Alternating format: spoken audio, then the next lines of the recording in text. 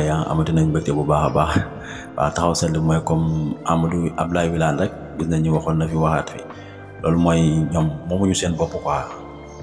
waaw PDS moom xam nañu daanaka seen ci Benno Bokk Yaakaar waaw seen ci kii waaw Benno Bokk Yaakaar laay wax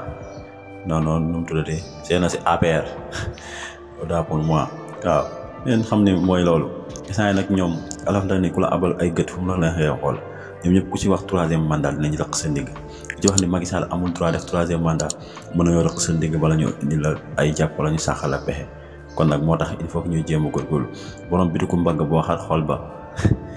magasin nga fay fekk Idrissa Seck xam nañ ni bu pexem antu woon Macky Sall du nekk président Macky Sall ñi ko wër instant yi à ce moment ñi ñu xaaj bi yëpp bu seen pexe antu woon Macky Sall du nekk président maanaam dafa fekk ñi nga xam ne ñoo ko naroon xaaj mu jël leen taf leen ci wetam looloo tax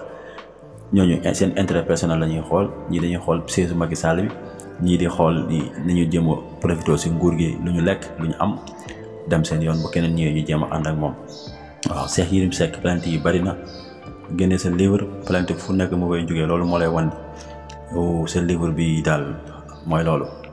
dëkk ji des na mënoon na ko togg ba nga xam ne dañu naan bu ñu génnee dañ naan livre Cheikh Yérim Seck bi mais nag Cheikh Yérim Seck moom benn instant nekkul modèle quoi. waaw parce que sénégalais yi mënuñoo roy si moom nekkul bu ñu doon xool ci nit ku légal nit ku set mooy génnee livre kon Cheikh Yérim Seck warul génne warul bind livre comment que nag comme que nag sénégalais moom doon na penc moo xam ne si ku nekk mu nekk seen taxaw seetlu di jéglu baax